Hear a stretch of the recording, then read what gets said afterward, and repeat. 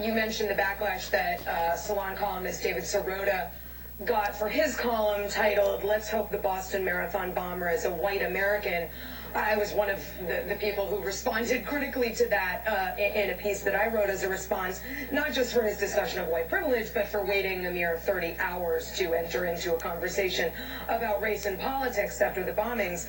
But you both seem to suggest that there's a need for conservatives to pin these kinds of moments on non-whites. But surely, Joan, you have to also admit that there is a need among liberals to pin these kinds of attacks on white right-wingers. I could show you some of the tweets from our friend Michael Moore or some folks on NPR who were suggesting that Hitler's birthday was big for the right just in the hours after the bombing. David Axelrod saying the president was focused on tax day. I mean, surely you have to find equal problem with that as well. Well, I don't know if I find equal problem with it. I will say I can't take any credit or blame for what David wrote or for what Michael Moore said. I think that David's bottom line is also my bottom line. That the reason your mind might go there, Essie, is because if it's a white American, whites are just not profiled the way the way other groups are. We have one of our many privileges is we're just individuals. Those are crazy nuts over there. We don't have to answer for them. And when it's not a white person, if it were an African American or a Latino, or in this case they are Muslim, and so some people are deciding that means they're not white, then you do crazy things. Then you have people saying we shouldn't allow Muslims to immigrate at all. Then you have a wave of paranoia and profiling and prejudice that you really wouldn't have the wave of paranoia and prejudice is also fomented on the left by folks like David Sirota. I don't see it. I don't see it that way. I mean, now I love this discussion that they're having because I think they're both representing both sides of the debate to a T there, and they're doing it very well. So what's my overall takeaway from this, and what's the most important part? Joan Walsh is only 100% correct.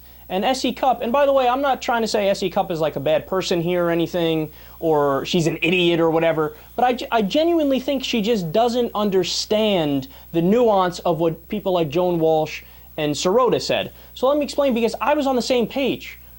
I didn't say it on air, but I wanted the bomber to be a white male.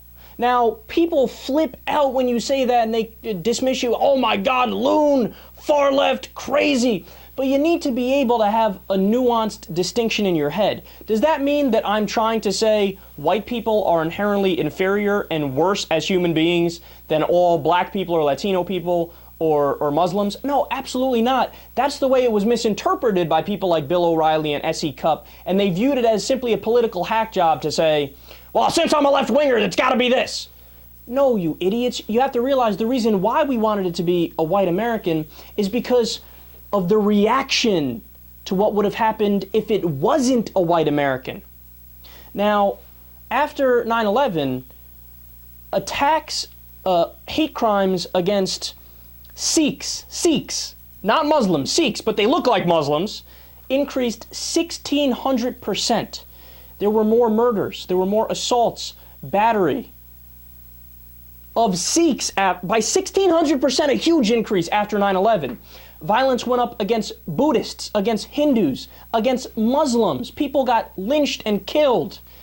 And the people who were killing them said, I'm doing this because I'm a patriotic American. Just the other day, you had Bob Beckles say, we need to stop Muslims from immigrating into the country. Why? Because the attackers were Chechen and they were Muslim.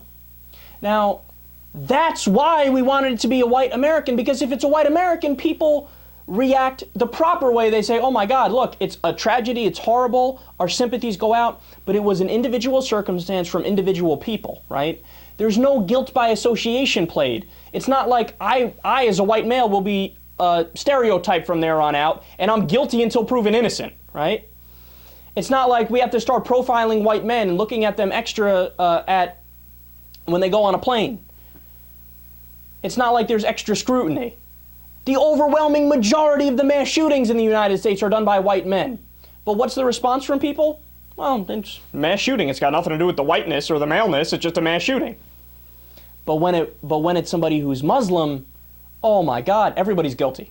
All of the billion Muslims in the world are guilty, and we will blow, let's hope we don't, but we're inclined to blow another $6 trillion hole in the budget by fighting a war on terror in Iraq and Afghanistan.